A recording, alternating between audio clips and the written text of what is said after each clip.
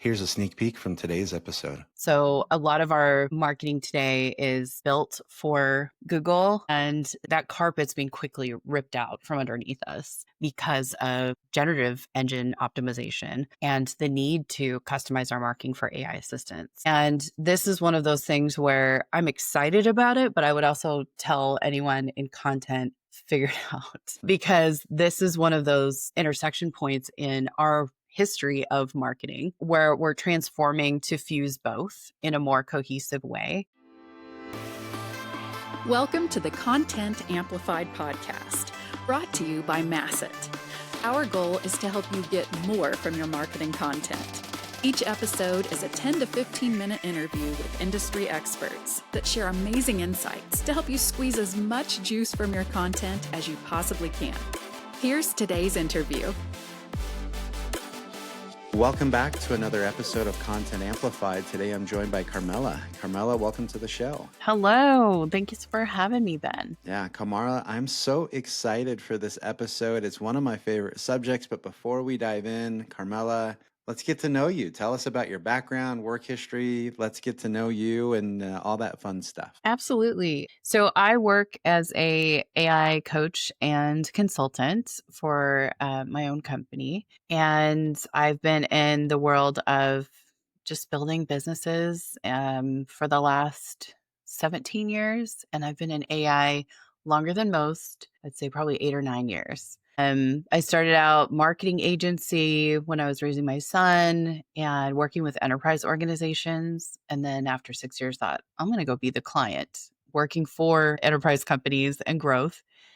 My specialty was in data, MarOps, being kind of a test subject for a lot of the marketing platforms we know today, the Marketos, the HubSpots, tech target purchase intent intelligence, anything that's data and marketing related. And then after that, I thought, you know what, I'm going to go try out the Silicon Valley thing. I went to work for an innovative tech company down in the Valley. And that's kind of when my career just sort of went into the jetpacks and the AI and the innovation. And I had an opportunity to go to some really interesting places to learn a lot across manage unsupervised multimodal AI and be in a lot of really cool places. And now I get phone calls throughout the week, usually C-suite enterprise executives that are looking to start their own AI startup and say, can you help me? And so what I do as a coach and a consultant is help them through that first chapter, getting through some of those big hurdles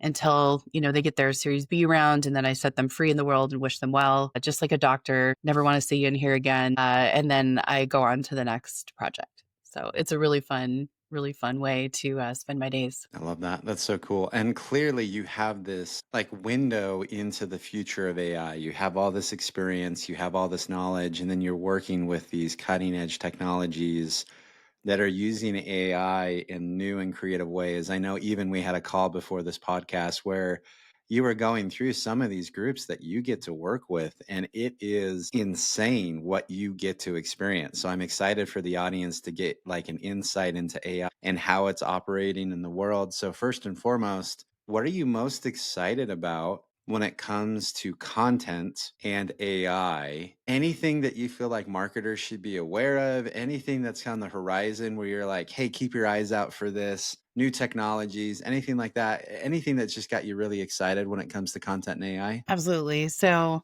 I'm smiling a little bit because if any of my clients are listening to this, they know I'm going to start out with a story because I have a treasure trove of stories. One that comes to mind is once upon a time, I was in a content piece for an AI company on the history of marketing analytics. And I think, HubSpot ecosystems and a couple other companies were in there. And I thought, gosh, am I that old in this area where I'm in the history of marketing analytics? But I've built a lot of the systems that we use today at their core and how they work for marketers. And it feels like, back in the day, going from the 4 tools that we had to millions of tools today, that we're kind of grasping at straws. There's so much distraction out there. There's so many different things. There's such an entrepreneurial spirit with every marketer of just, you know what, I'm going to get this project done and I'm going to learn this and I'm going to figure it out. And I don't know, it's just going to be messy along the way. And embracing that as marketers has been such a great journey to see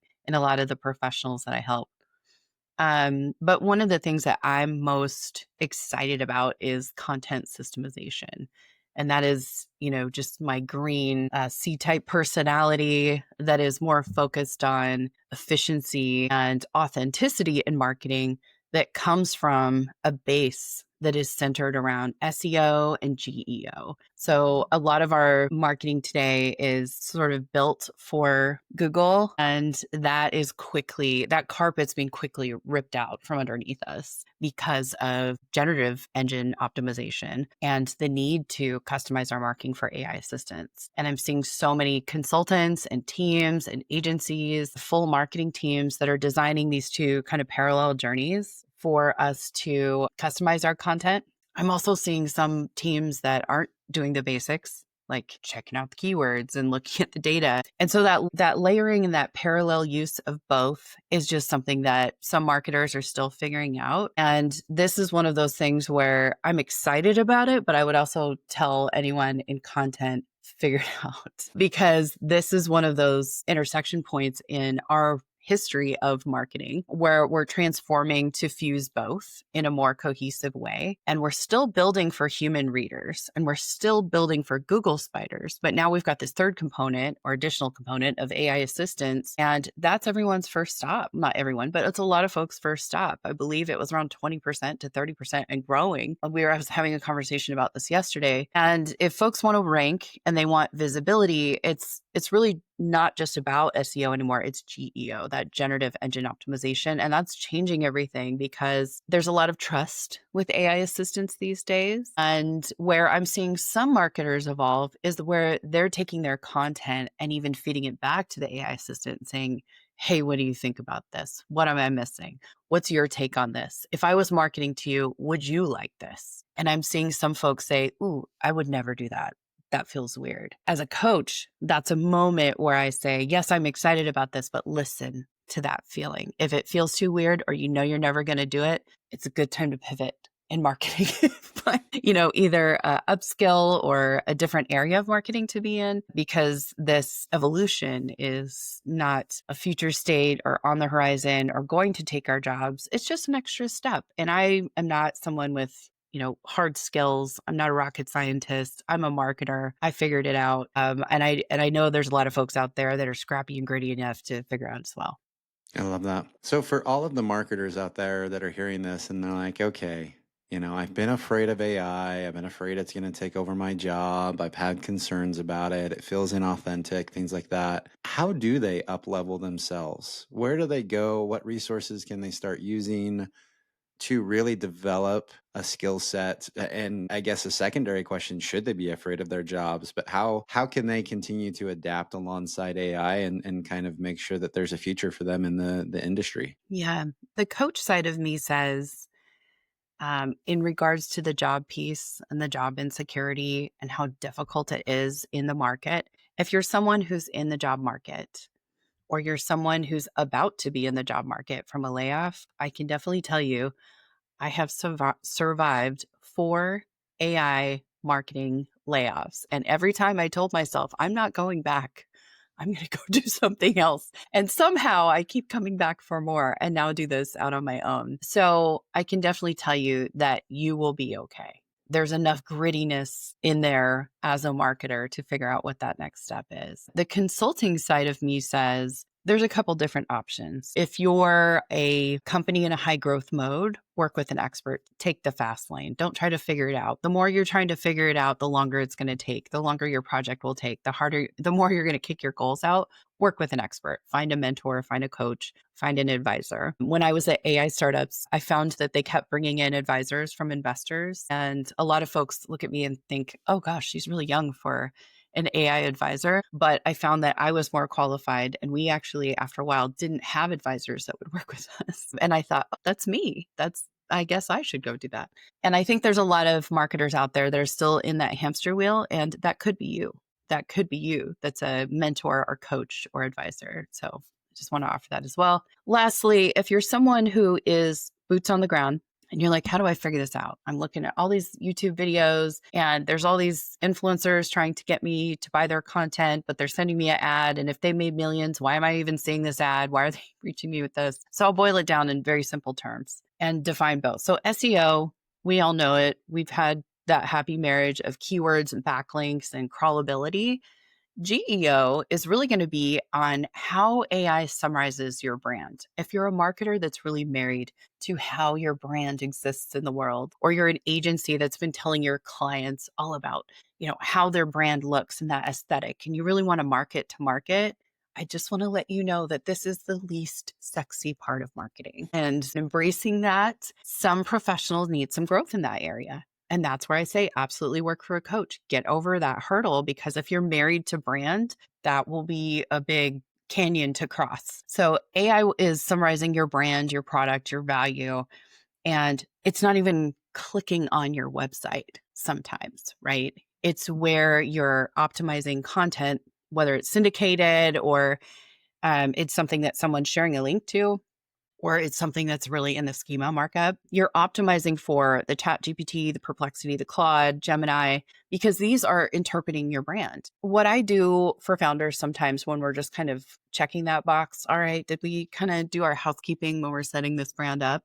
We'll take a look at our FAQs, we'll take a look at the pages, our SEO, but then we'll do a second check and do sort of a washing machine on the GEO. And I'll even feed it back to an AI assistant and say, okay, here's the brand and here's what FAQs. Here's our data file. If I was selling this to you, how cute is that? Like, what do you think of this? So if your site doesn't have clear, structured, AI digestible content, the AI assistants may hallucinate, or worse, they'll really summarize your competitor instead. And that's not the look you're going for. So yeah, in terms of evolution, I would say just start with simple things. Micro steps are steps as professionals. And if we're doing simple things like FAQs and, house cleaning on your schema markup, you can start there. You can start with a YouTube video there, and you'd be surprised that within a shorter amount of time than Google's going to index you, you're getting picked up in AI assistance and you're doing it. I love that.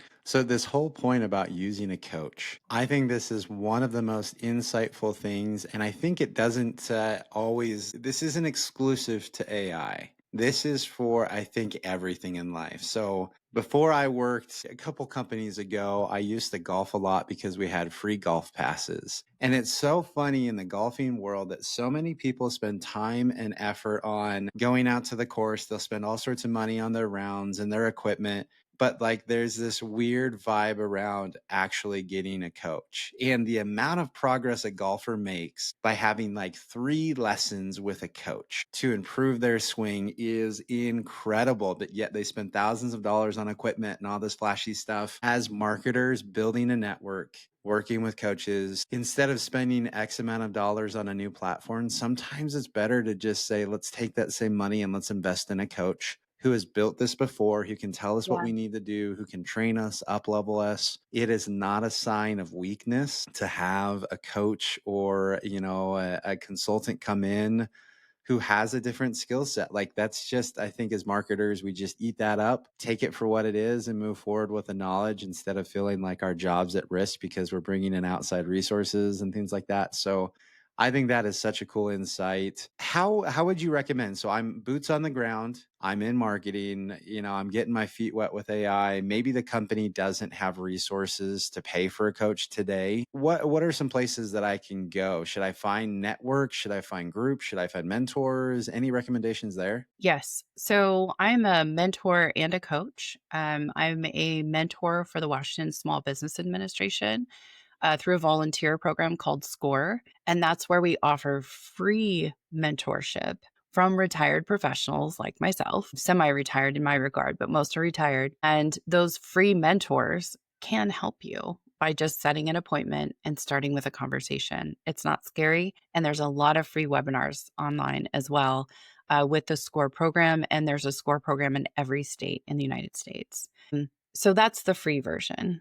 I am also a coach through mento.co, where it is highly skilled ICF certified coaches. And sometimes you'll see an ad that's, hey, work with a coach with the ex Google, ex Amazon leadership team member. And you might be thinking to yourself, wow, that's really expensive. I could never afford that. There's coaches like me on mento.co. I am both a certified organizational change management coach and an executive and professional coach, because during COVID, I found that so many of the companies I was working with that were accelerating with growth and content, they couldn't grow fast enough to meet their goals because of the organizational change that had to happen. And so I looked at the ICF certifications and just chose the longest, hardest one, of course. And I find that at startups and commercial organizations, there's a lot of change management. If you're on a team of 2 or more, you're dealing with change management.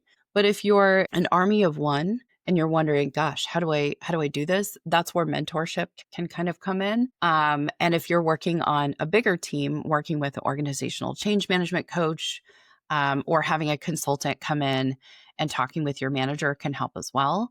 If you're identifying that it's something tactical, that's a consultant. That's someone who's going to work on it with you and then set you free and say, I never want to see you again, but it's been lovely.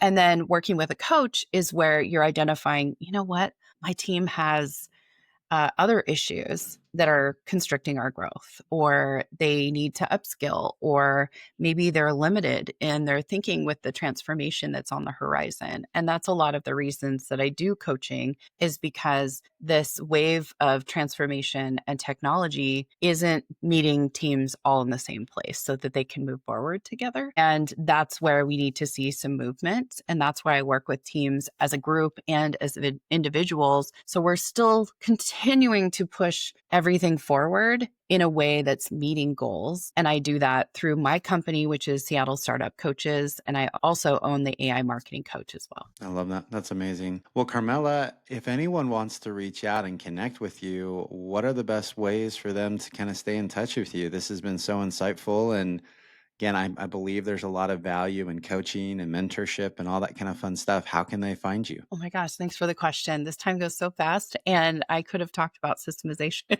for a really long time. So you can find me at seattlestartupcoaches.com. That's the easiest place to find me. And then also, I will be a speaker and host at Seattle Tech Week. And so if you're looking to get into a really informative session, I'll be on Pier 70. And if you're not sure where you want to land in the world of AI, Seattle Tech Week, if you're local, is a really great way to find a session that's going to be helpful. There's a lot of resources online, but I'd love to connect with anyone who has questions as well. I love it. Perfect. Well, we will link to all of those links and resources in the show notes below. So for any listeners, scroll down and find those there. Carmela, again, thank you so much for the time and the insights today. This was wonderful. Absolutely. Thanks so much, Ben. Thank you for listening to the Content Amplified podcast. Please subscribe and leave us a review. And for additional ways to get more out of your content, visit our website at getmasset.com. That's getmasset.com. And tune in next time to the Content Amplified podcast.